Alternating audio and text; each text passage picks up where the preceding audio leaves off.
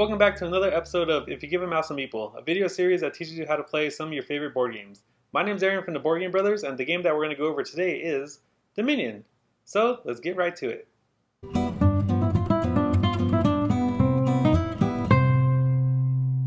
So this is how you set up a game of Dominion.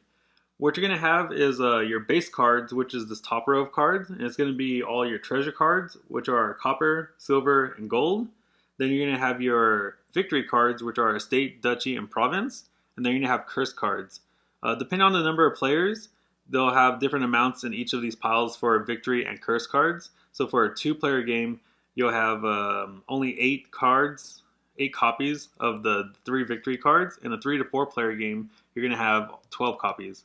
In a 2-player game, you only have 10 curses. In a 3-player game, you have 20. In a 4-player game, you're going to have 30.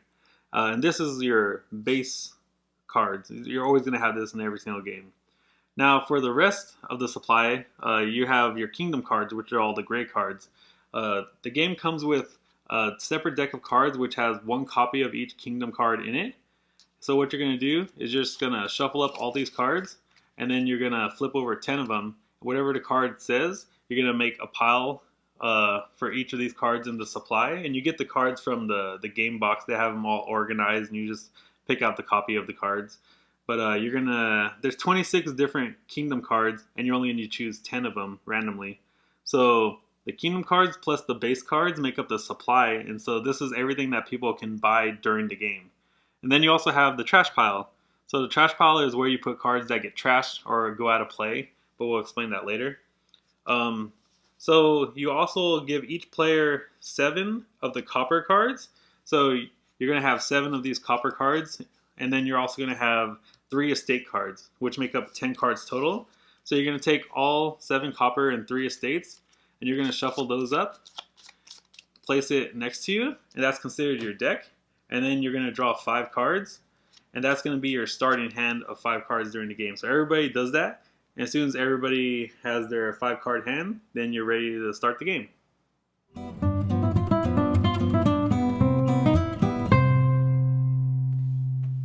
So there are 3 phases that make up a turn.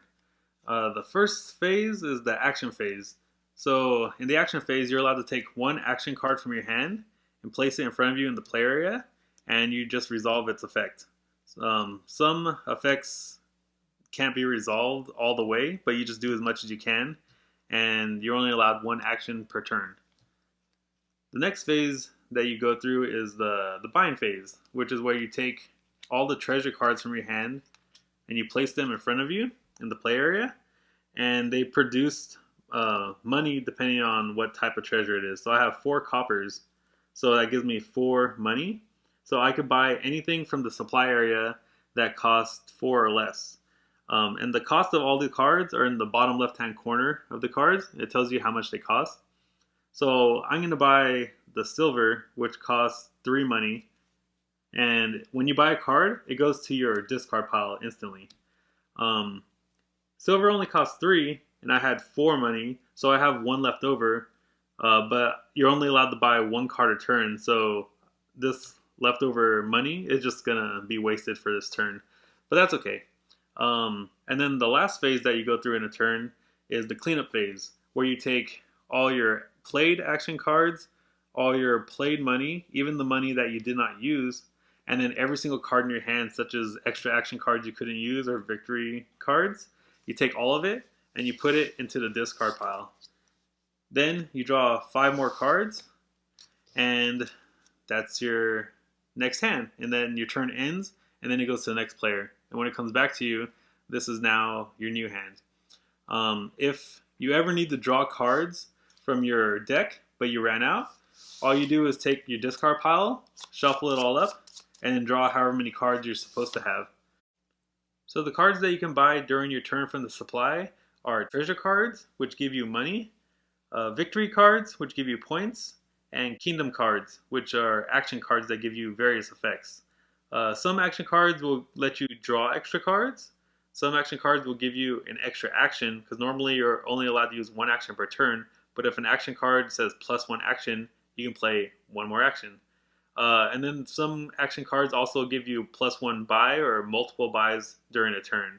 So instead of buying one card during the turn, you're allowed to buy two or more depending on how many cards give you extra buys.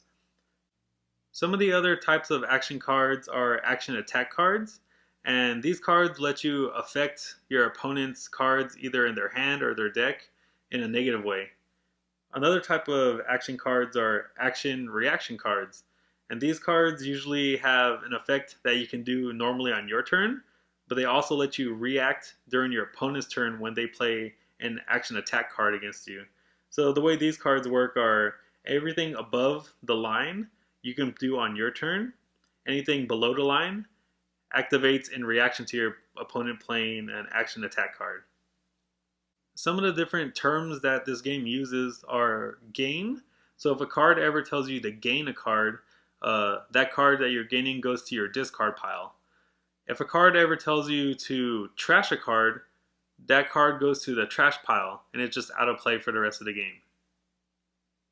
Another type of card are curse cards, and curse cards are given to you by card effects that your opponents play against you, and they count as a negative point at the end of the game against your total score.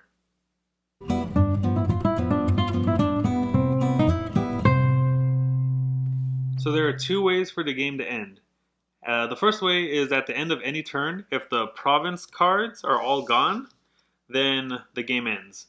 The second way is if at least 3 or more of the supply piles are gone, then the game ends as well. So either if all the province cards are gone, or at least 3 or more piles from the supply, which could include any of the piles, are gone, then that triggers the end game. So after the game end conditions have been met, all players take the cards from their hand, their deck, their discard pile, and in play in front of them, and puts them all together.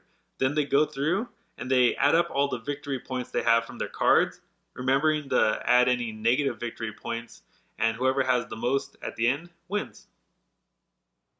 And that's how you play Dominion. So Mousie, what'd you think of this one? I liked it! I never played a deck building game before. It was fun! Well, if you liked it that much, there's a lot more deck building games out there that we can try. Cool! I can't wait to try some more! Yeah! Don't worry, we will. Well, that's the end of another episode of If You Give a Mouse a Meeple. Thanks for watching, and we'll see you next time.